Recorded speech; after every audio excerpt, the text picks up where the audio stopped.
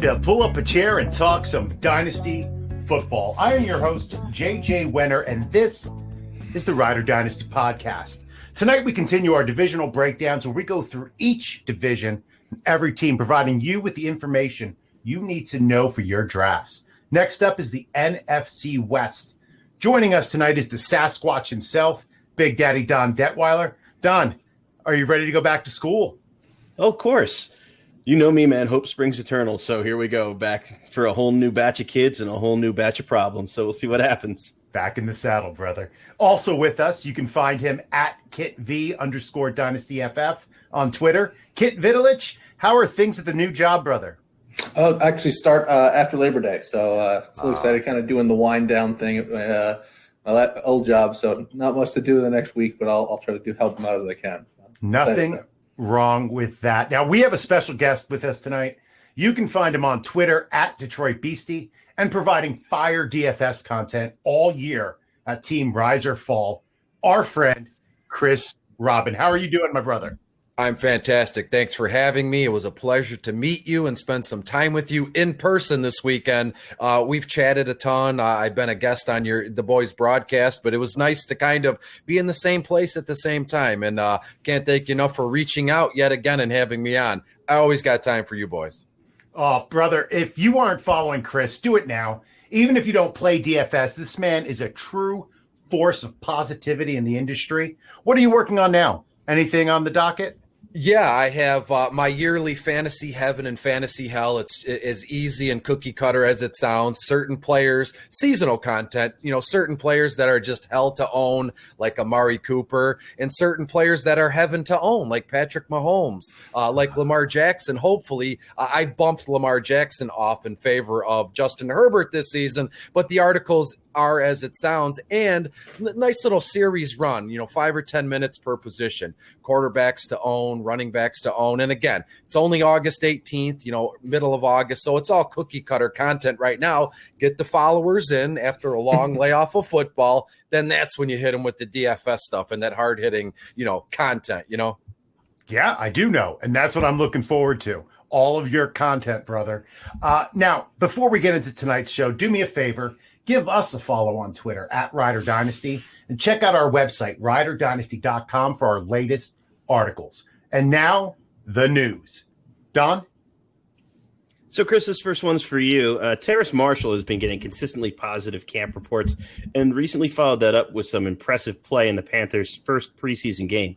Additionally, Robbie Anderson's been kind of hurt and has a hamstring that is the type of injury that tends to linger. Does this crack the door for Marshall to be an early season contributor and emerge as a top 3 target in this offense?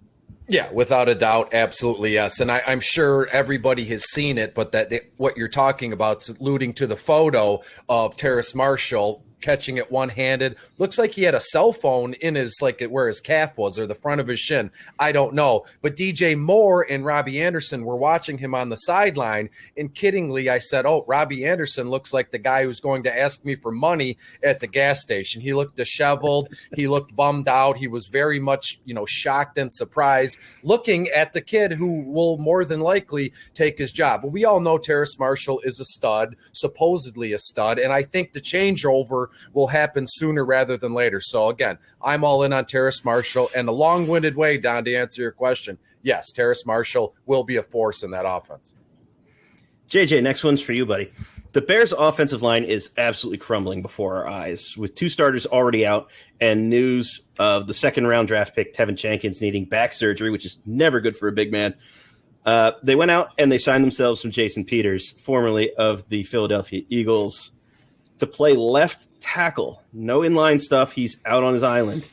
How scared does this make you for all things Bears? It doesn't make me scared at all. I'll be honest with you.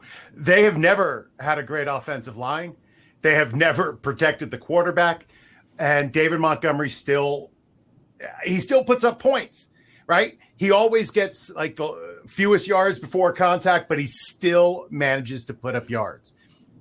Is it going to lower his ceiling? Possibly. But I just think this is going to push Justin Fields to get on the field sooner because they're going to need somebody with legs to get away from that pass rush. There we go. Kit, your turn. The Baltimore passing game was supposed to be the scary thing this year and take a huge step forward.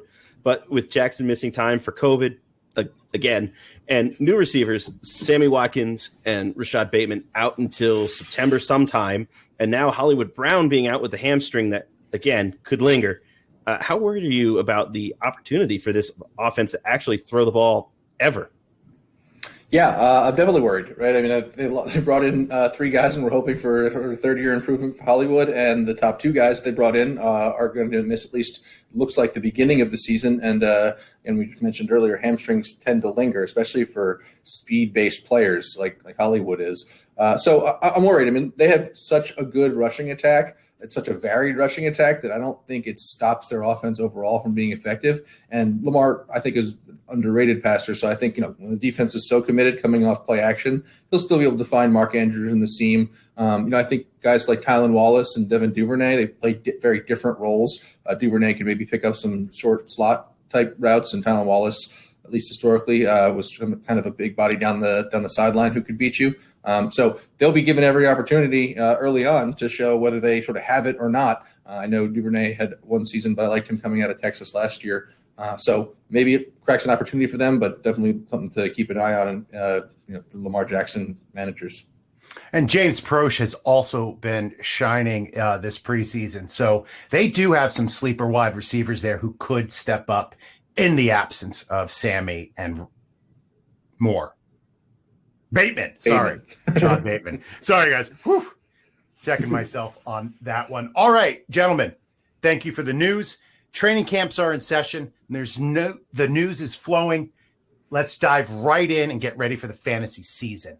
Quarterbacks in the NFC West. This is a pretty formidable pair. Chris, who are you looking at as your number 1 QB in the West? Well, it's going to be no secret here. Detroit guy, Stafford from Detroit goes to LA. All my eyes are on him, and it's not what you think it is. Obviously, actually, it's exactly what you think it is. He was from Detroit. I wish him nothing but the best. He's a good man. He's a gamer. He's got that thing you can't teach, where under come rain, sleet, or snow, this guy is going to be on the field. I remember 10 years ago we were saying this kid he's a full-grown man, wife, and like 17 daughters. This guy is about his business. He knows how to handle himself on the football field. And all the years he wasted away here in Detroit, they had really nothing brewing. And he goes now to LA, in your words, JJ, in a very formidable kind of quarterback-laden NFC West here. I'm looking for Stafford, and all homerisms aside, how can I even be a homer? He's gone now. He's in LA. I think Stafford has I think the odds are in his favor to put up 5,000 yards. I think the odds are in his favor, of throwing 33 plus touchdown passes, looking at the offense around him. It hurts to lose Cam Akers. I know we'll probably get into that, but in terms of quarterbacks, it's Matthew Stafford. He has arguably, aside from, let's say, like Calvin Johnson, I mean, that's something you can never really mention, but right, Cooper Kupp and Robert Woods, 2 PPR machines, 2 PPR monsters here. So I'm looking for Stafford to just, if he can, up his game another notch here in LA. He was the chip that they thought that they need, and I'm sure it's going to hold true. The person and the quarterback they need to put this team over the hump here. Very tough division. I know we'll talk about it. Don't want to bury the lead here, but all eyes are on Matthew Stafford here. And one guy, if I may really quick, to also have eyes on is Russell Wilson. Is he going to cook for a full season? Is it going to be 6 or 8? When's the drop-off going to come? Will it come? I don't know. So to me, it's Stafford is 1A, Russ Wilson is 1B, guys. Yeah, I love Matt Stafford. Considering what Jared Goff did in this offense, and then now you're changing to Matt Stafford. Matt Stafford was the QB 15 with absolute garbage in Detroit last year on offense. So I am really looking forward to him breaking out. Now, Russ Wilson, how are we feeling about Russ Dunn?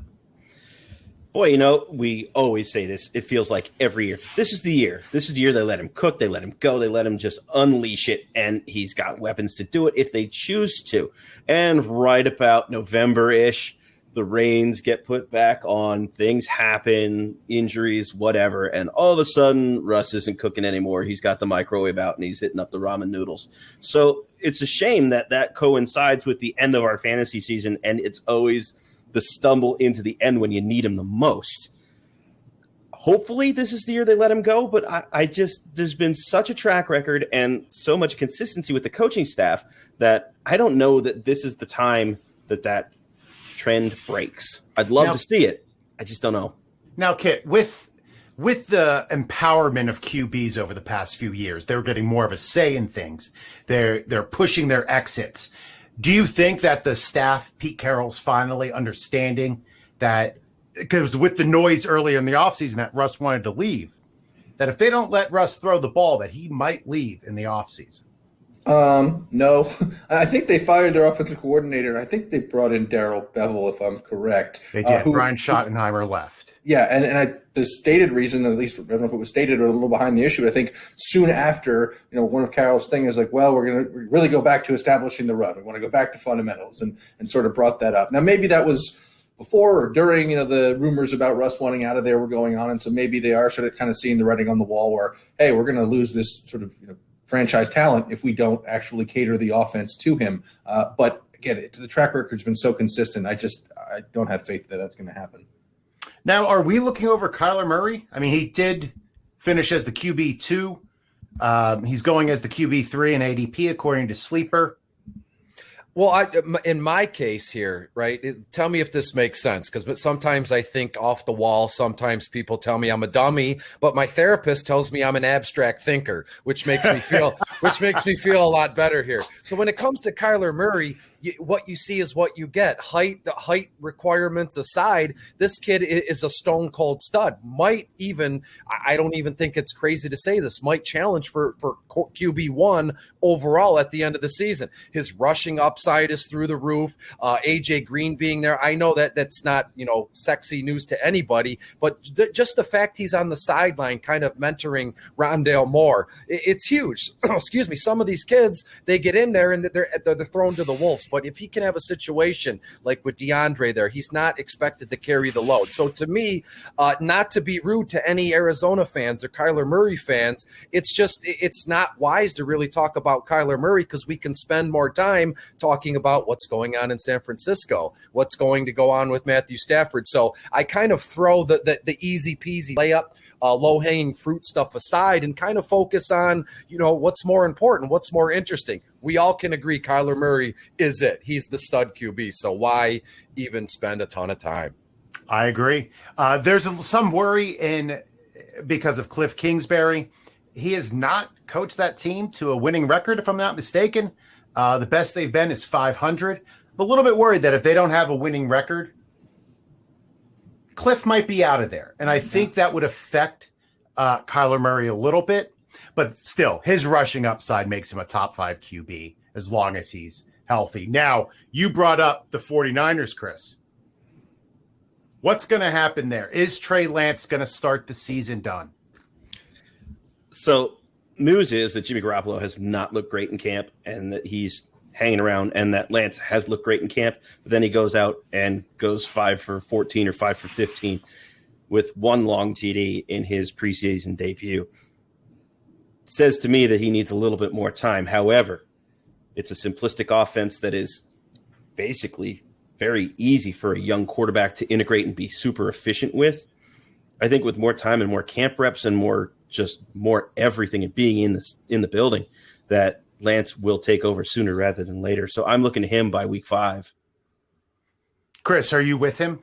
Oh, absolutely. That was going to be my opening statement. I have Jimmy G around 150, 160 passing attempts. And if you break it down throughout the season, the cutoff is if you throw the ball, you just do the simple math, 30 times 5, that's $150. So I only have Jimmy G starting about 5 games. And I have Trey Lance projected at about 360, 365 passing attempts. So more than likely, Trey Lance is going to take over, as Don said, sooner rather than later. And I can't wait. It's perfect. He'll get some preseason games. He'll get some camp reps, as Don said, and he'll be able to hang during, real live action games. And then when they've had enough of Jimmy G, Trey Lance is in, and they're not going to look back. Their team is very close again. They were just in a Super Bowl, for God's sakes. I mean, this team is ready to rock on defense.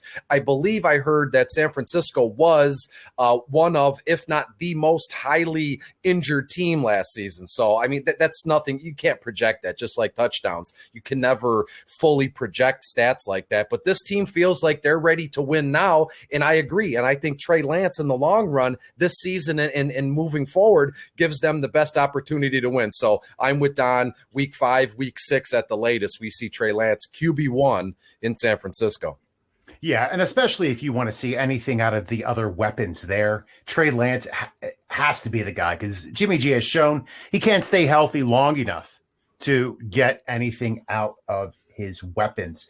Are there any sleepers in the QB room? I know Bryce Perkins has been receiving some buzz in camp.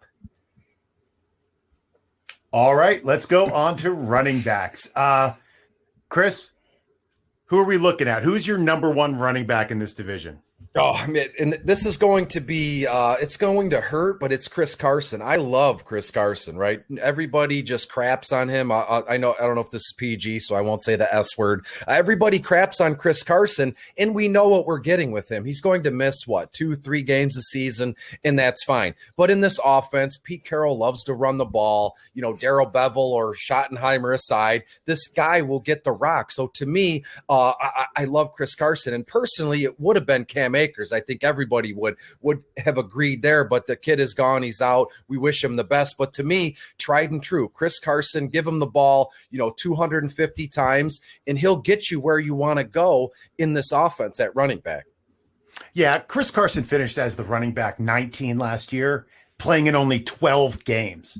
So I think that says everything you need to know about what Pete Carroll thinks about him and the workload he's going to get. Don, who are you keeping an eye on in this division? Well, now with Akers exiting, it's got to be Darrell Henderson. I'm just so intrigued by the volume of production he's going to get now, because he's the guy. They've got a couple rookies in and hanging around with Xavier Jones and Jake Funk. That's nice. It's going to be the Henderson show, and he's a guy that's demonstrated that he can run routes, he can be effective in the passing game, and in limited sample sizes, he can contribute and be pretty good. They have a decent offensive line. They're going to have all kinds of opportunities in the passing game because of all that dynamic wide receiver play. So with a better quarterback opening things up, I think there's a lot of opportunity here for Henderson, and there'll be a letdown for what Akers was going to give you, but I don't think it's going to be like a cataclysm here. Yeah, Jerry Fowler from ESPN reported that the Rams are all in on Henderson, that despite his injury history, they're just going to give him the rock. Now, you mentioned second-year player Xavier Jones. Jake Funk is also there. Are we keeping an eye on either of those two gentlemen, Kit? Yeah, I think so. I mean, I think Don alluded to Henderson having missed some time, at least last year. I remember. And so, if he was to miss time again, one of those guys is going to have to step up, be the guy who gets the ball. Maybe they think about bringing in a veteran, but they've been pretty open that that's not what they're considering at this time. They're going to go with the guys they have in-house. So they must be liking some things about them. I think I read a McVay quote recently talking positively about Xavier Jones. And so, yeah, I mean, definitely, they go from being, kind of flyer fringe dynasty, even deep dynasty roster guys to, hey, they're next in line to, potentially receive a bulk of the work on what should be a very good offense. Now, Chris, we've covered the two teams that sort of have defined roles for their running backs, even with the injury with the Rams. And we go to the Cardinals and the 49ers, who there's a lot of debate over who's going to get the ball. With the Cardinals, if you had to invest in either Chase or Connor, which way are you leaning? It would be Chase. I mean, he's been in this offense, for a few seasons now. We all expected it. I can remember as I sit here now, how many times last season did we say you need to add Chase Edmonds? He is in handcuff, and now he's become kind of like Tony Pollard in Dallas. He has standalone value, and when given the ball, he didn't flounder, but he didn't go nuts for us either. So now is his time to shine. James Conner, who I mentioned in my Fantasy Hell article, I love the guy.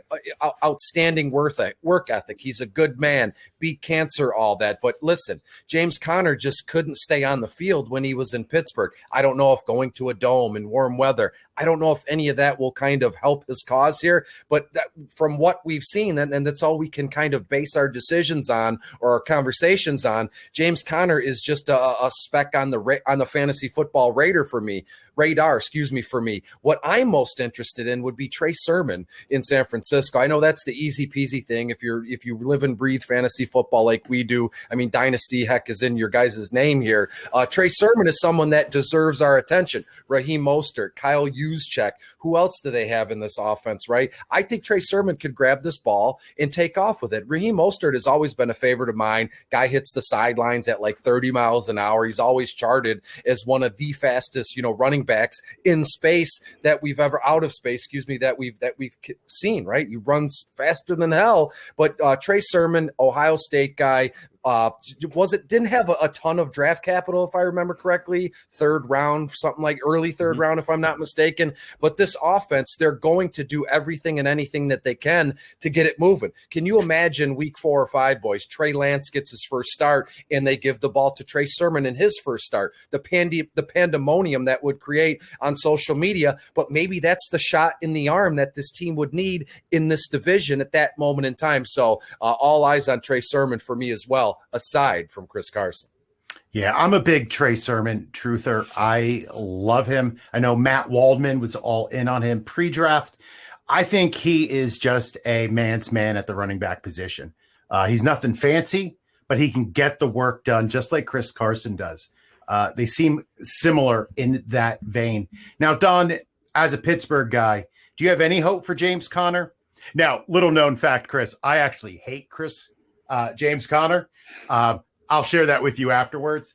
But yeah, I don't like him. Don, where are you at on Conner? Yeah, I'm out. I just don't see him being able to stay on the field often enough. And even when he is on the field often enough, I think it's going to be enough of a timeshare that it's probably going to end up just breaking your heart between the two of them. So it's one of those deals. If you're trying to draft him to be like your RB2, you're probably going to be left out in the cold.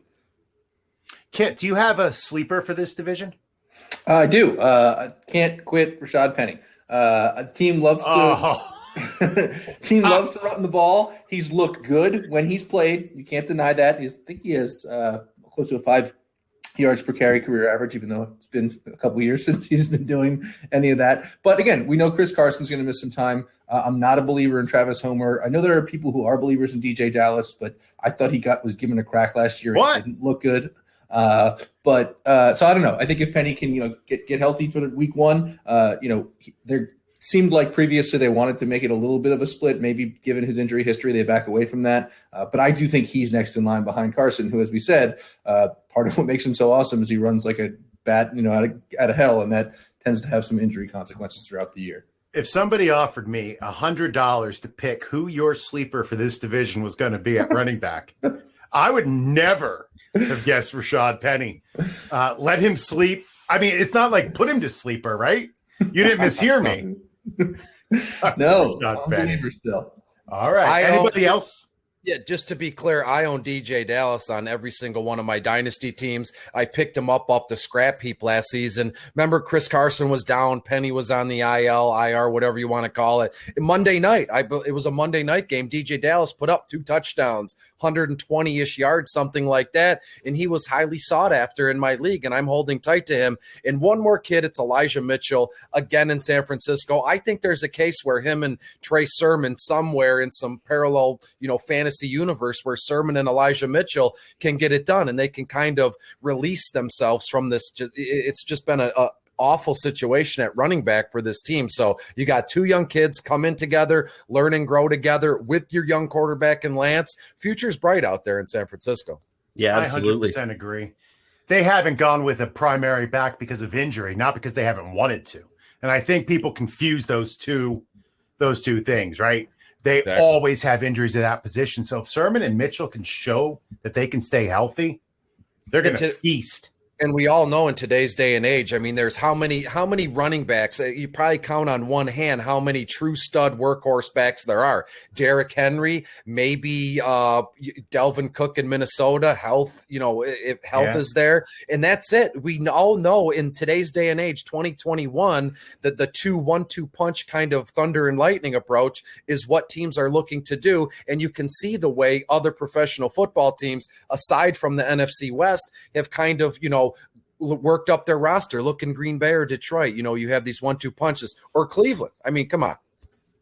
Yeah, especially with a 17-game regular season, you're going to need to use three backs. And I think that's why you're seeing so much zero RB strategy, where people are punting on the position because they'd rather take 5 shots at some of these backups and committee backs than investing heavily when you can get a stud receiver early. Very true. And you got a better chance at winning the lottery. You know, if you go 0 running back, right, you're just taking kind of shot, like we kind of educated guesses, but we all know there's going to be a handful of kids or guys that come off the waiver wire list, a la, as I mentioned, DJ Dallas. So you're wasting, you know what? 0 RB is not wasted to me, but it's like you're setting yourself up to be frantic in like week 7 through 12, where you're like, all my running backs are injured. And so you're going to be playing the waiver wire game as it is. So that's just get a stud RB early to me personally, and then you can have the fun. So you're more of Santiago Casanova calls it his seesaw approach. He takes one early, then waits for the rest. Correct. Well, depending on my draft slot too, I know we could do a whole, article or a whole video what your favorite draft slot is, but mine is always the last pick of the round. So 12 team, I love to pick 12 because I can hammer home one position every time I'm up. And as of late, 12th overall, I hammer home young running backs, Eckler, JT, Chubb, and Saquon, things along those lines. And then seriously, I don't have to worry about that position until round 9, round 10. So it kind of cuts my draft in half in a way where for the time being, I only have to worry about 1, maybe 2 positions. And it makes me feel better. And the teams that I built are very, they're powerhouses, and I love them. Fantastic. Gentlemen, let's move on to the wide receivers. Wide receivers are very, very deep in this division. Chris, who is your favorite wide receiver for fantasy in the West? Well, I'll just name one guy because I don't want to blow Kits or I don't want to blow Dons because I'm sure they have a whole spiel prepared for each guy. So I'll keep it simple here. I'm a big Cooper Kupp guy, and I'm not saying I have him ranked over, DeAndre Hopkins or DK Metcalf here. But to me, Cooper Kupper, as I told him, Cooper Kupp is just slow and steady. He's steady Eddie. He gets it done. And the only thing that kind of freaks me out is we saw with Jared Goff, there'd be games where Cooper Kupp Jared Goff only had eyes for Cooper Kupp. He'd have 8 or 10 receptions in the first half. And with Stafford, he gets the ball where it needs to go. And regardless, I think Cooper Kupp and Stafford are going to become best friends if they're not already here. So give me Cooper Kupp. You're getting him in the 5th, 6th round sometime. I don't have his ADP in front of me, but you can get DK or DeAndre Hopkins in the first 2 rounds, right? You can grab Cooper Kupp, who's not going to have the same production in a way, but in terms of PPR points with receptions, you can count on him for a definitive amount of points, per week and on a monthly or a yearly basis. Yeah, he's going right now. His ADP is the back half of wide receiver 2, wide receiver 21. So absolutely, for somebody who's going to have wide receiver 1 upside every week. Don, who are you looking at wide receiver in this division? Look, it's not going to be all that interesting, but DHop is definitely the one for the whole division here. I mean, he's definitely the best receiver on that team, and the entire offense is called air raid for a reason.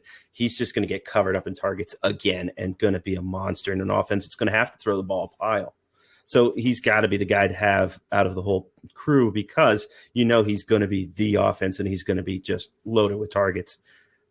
Now, Kit, over in Seattle, everybody's DK is going so far ahead of Tyler Lockett, yet they finished 7-8 last year. Are you drafting DK well ahead of Lockett, or are they more even to you? So in a dynasty circumstance, yes. I'm still way up on DK Metcalf because I think he has the physical profile and the youth on his side by I think about 5 years that I see why there's such a disparity. But for the price that they cost, I mean, if I'm a contender and looking to win this year or next year, I see the point that Lockett's going to offer you maybe not similar production, but considering you can get him 4 rounds later, maybe 5 rounds later, I would lean Lockett in that regard. I do think that Metcalf, we've had a lot of debates, back and forth about whether, his inconsistency is really a handicap or to what extent it's a handicap. And I do think it is one, right? I think for redraft, I'm probably staying away at what his price is. But again, I do just think he has the physical profile. He showed he can dominate the best of DBs, that I expect him to be, a high floor player with also a high ceiling for the next 5 to 7 years. Very good. Chris, we haven't talked about the 49ers wide receiver room. We have two guys who sort of play a similar type of wide receiver between Debo and Brandon Ayuk. Are you leaning one way or another between those two?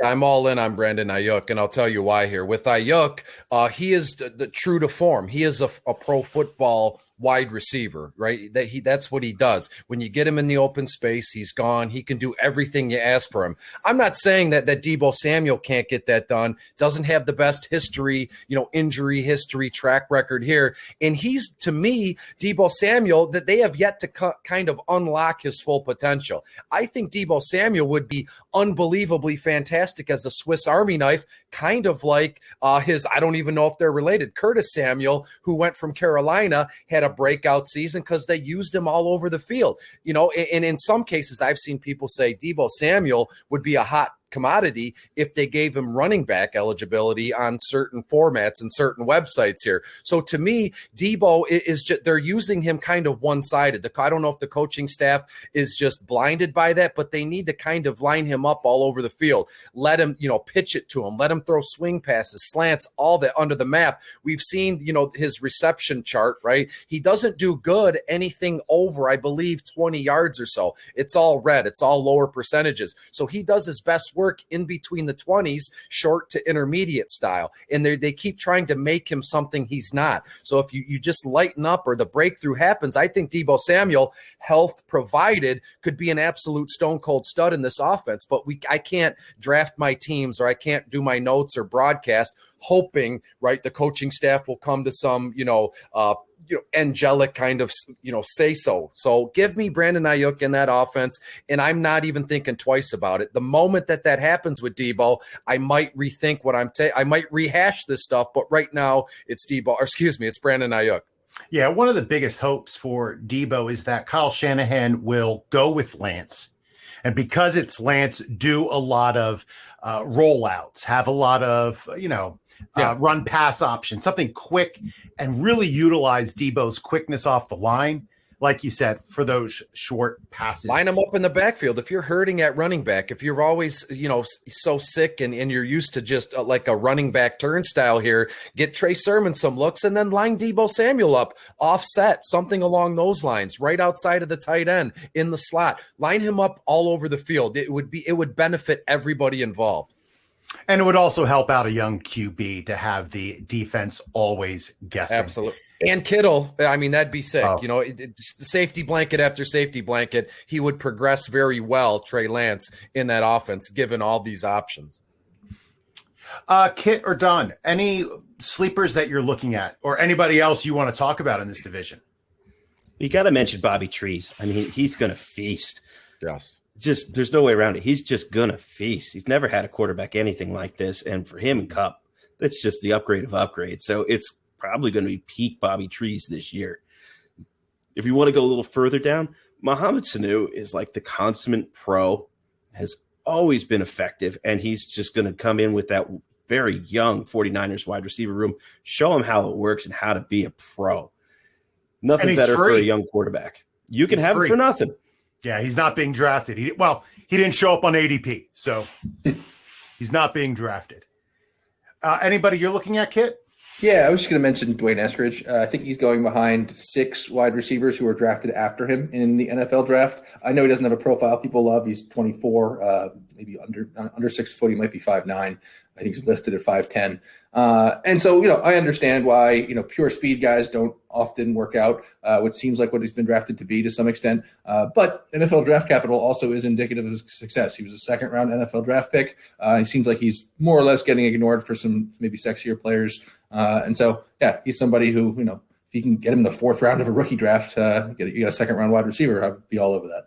And he is definitely dropping because he just came off the PUP. He hasn't participated at all in training camp. Chris?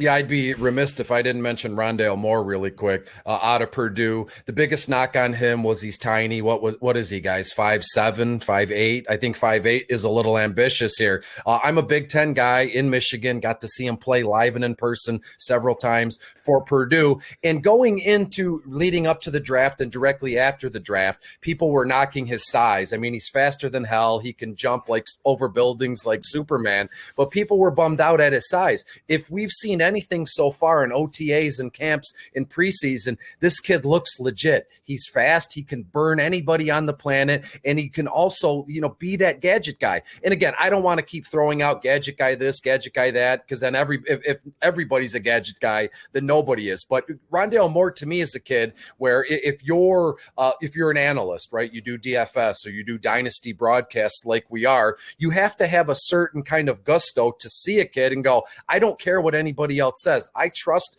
in my heart, in my eyeballs, and I know that Rondale Moore is going to be good in the NFL regardless of all the nonsense on social media. I'm not going to let, a couple young kids or bums on social media talk me out of a guy. I'm not going to draft him. I'll trade him away. If you're in on Rondale Moore, then you're going to reap the benefits this season, and I'm going to say it now. Yeah, Rondale Moore is everything that we all hoped Andy Isabella would be, and he's not. Right? He's pushing Andy Isabella right out of that offense. He's a goner, yeah. Yeah. So I love the Rondale Moore pick. If we're going with diminutive wide receivers, I'd be remiss not to mention Tutu Atwell, who makes Rondale Moore look big. Tutu's a tiny guy, but, man, he is fast, and we know Stafford can throw it deep. So I'll be interested to see if he gets some deep shots on that team. Anybody else? I mean, Jalen Hurd. Is it over? It's over, No. Johnny. It's not over. I don't think it's over. This time, if you remember correctly, this time last year, I know I mentioned him on a couple of broadcasts. It might even be here with you guys. Where exactly this time last year, they were saying Jalen Hurd is going to be the quintessential do-it-all, line him up everywhere, and we're going to get that moving. Obviously, we think Deebo Samuel can step up and be that, but Jalen Hurd, they're going to give him another shot. I mean, he hasn't done anything to where the coaching staff would say, we're done with you. He hasn't been able to produce because what did he do? Tear up his knee, or was it his ankle? Achilles? Or 2 years in a row. It wasn't his back Achilles. and then ACL. Yeah. Yeah, that's a bummer. So I'm not willing to cut bait on him yet. Let's see what we got. I mean, that offense, looking at it now, is more stacked than I had thought, now that we're talking and I'm reading my notes and everything. So he's got his work cut out for him, but I'm not willing to give up on him just yet. Yeah, you can't beat the size-speed combo that he has. There was a point in this preseason where he begged out because of some injuries, and the team kind of came out and said, hey, maybe it's just not working out. And he immediately found some health, and I think realized that he's on his last legs, quite literally. So if anybody can show up, you want a 6'4" guy who can blaze on your team. Speaking of great players, let's move to the tight ends. George Kittle. Where do we stand on George Kittle, Chris?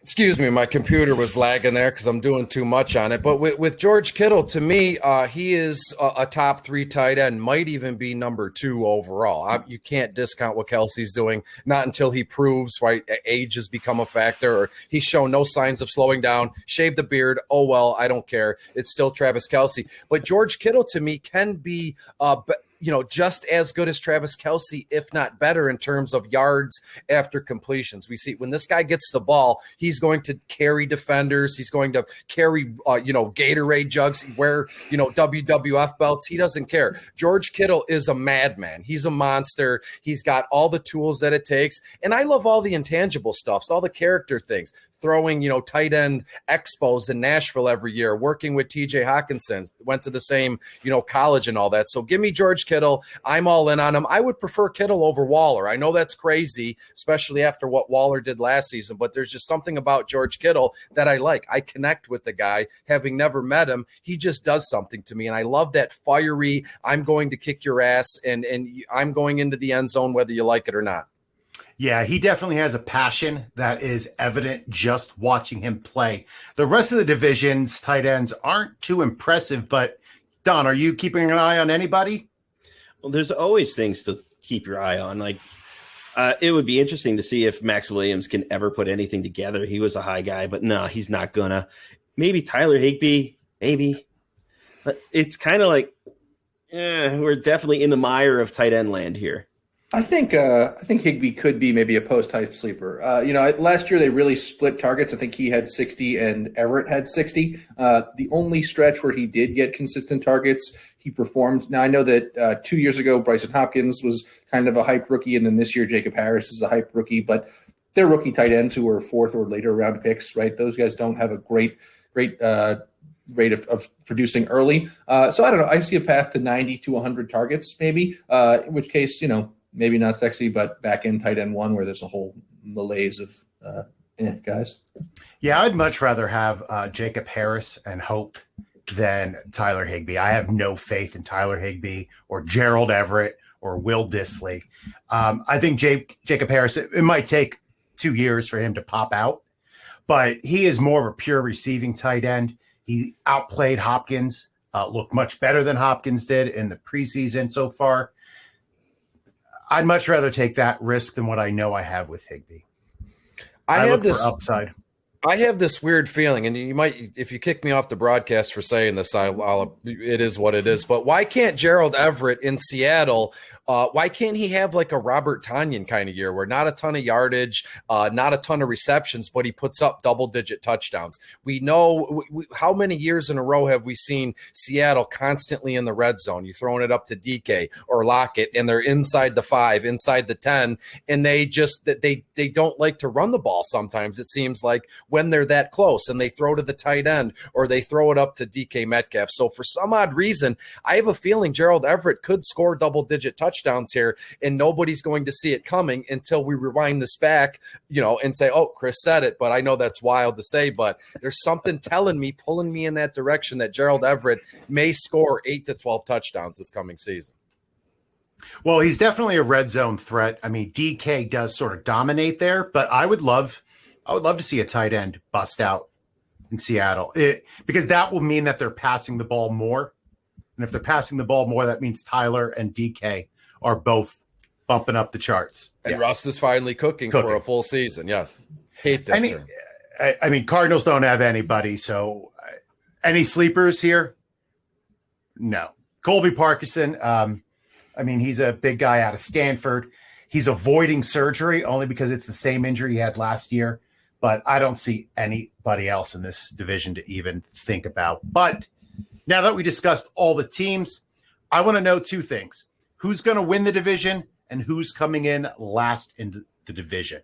Chris? I have my eyes set on the Los Angeles Rams to win this division. And to be honest with you, it might come down to the final matchup between Arizona and Los Angeles. Winner, gets, a home playoff game, and the loser is just a wild card, and that's okay. So to me, I think the changing of the guard is this season. I could see Arizona second. So let's go Los Angeles Rams first, Arizona, San Francisco 3, Seattle dead last for the first time, since what, the 80s, early 90s? That would be an upset. That would be shocking to see them come in that low, but it's not out of the realm of possibility. Kit? I also think the Rams are going to win the division. I think they have the new personnel. I think they've been an elite quarterback away from being a sort of a powerhouse team, and they finally have that elite quarterback, I believe, in Stafford. I actually think the Cardinals are going to finish last. I don't believe in Cliff Kingsbury. I don't believe in their defense. And I do believe in what the Niners have going on. There might be some struggles with Jimmy G to Trey Lance transition, but it's a really good coaching staff, a really good offense. Like Chris mentioned, they were the most injured team in the league last year. They had a dominant defense the year before. I expected to be very good. So I see their floors being higher, and I see Russell Wilson is and the offense is being a little bit too good in Seattle to underperform. So I feel like there could be issues for the Cardinals that sort of don't exist for the consistent solidness of the other teams. Don? Yeah, I'm going to go Rams here for the winner. They're just too good. That defense is just absolutely dominant. And for the bottom team, I'm going with the Cardinals here. I just don't think there's enough defense there. I don't trust their offensive line at all. Yeah, I like the quarterback and I like some of the weapons, but it's just the rest of the team just doesn't bring it forward. Man, I thought I was going to be saying something different by going with the Rams. I was going to say the Cardinals, but you know what? I'm going Seattle. I think it falls apart in Seattle. I think I think the rest of the teams have moved far enough ahead, and I think this whole holding Russ back is going to backfire on them. So I think Seattle is going to come in last. All right, gentlemen. Well, it is time for tags where we let the riders know where they can find you and any final thoughts. I want to start by saying a special thanks to Chris Robin. You can find him on Twitter at Detroit Beastie and all season for Team Rise and Fall. Chris, any final thoughts or plugs? Yeah, absolutely. You said it best. You can find me on Twitter at Detroit Beastie. I won't bore anybody with plugs or anything. Just know that, if you're trying to do something by yourself, reach out and ask for help. Alone, we can only do so much. But when we come together, it's just an infinite, there's nothing that we can't do together. So if you're struggling, you need to reach out. Mental health, work, thoughts, notes, anything. You can always DM me. I'm sure the boys here, nobody would turn you away. Alone, we can only do so much. Together, we can accomplish everything. Amen. Kit. Hey, you can find me on Twitter at KitV_DynastyFF and on Reddit at KitKit123. And can't think of a good piece of advice. I'm tapped out. Don, you're up. Guys, we pour so much of our time and energy into putting together a team. Make it a team that you like. Make it a team for guys that you think you really want to be a fan of and you feel something for. We love to win, but we actually like to win better when it's guys that we know, like we were right. We love those guys. So follow your heart and do what you want because you want to love your team. Well, I'm at JJ Wenner on Twitter. You can also find me hosting the Thursday edition of the Getting Defensive podcast. I want to thank Don and Kit for helping me produce the pod. Thank you again to Chris for stopping by. It's always good to see you, my brother. And thank you to the riders for tuning in. Chris posted something on Twitter today that struck a chord with something I was thinking about a lot while I was in Canton. People who criticize you, don't take it personally. It's saying more about them than it is ever saying about yourself. So listen to the criticism, but just remember it reflects more on them than on your performance. So from all of us to all of you, be safe, be well, and remember, never say anything to make a meeting longer or cut a happy hour short. Boat drinks, my friends, boat drinks.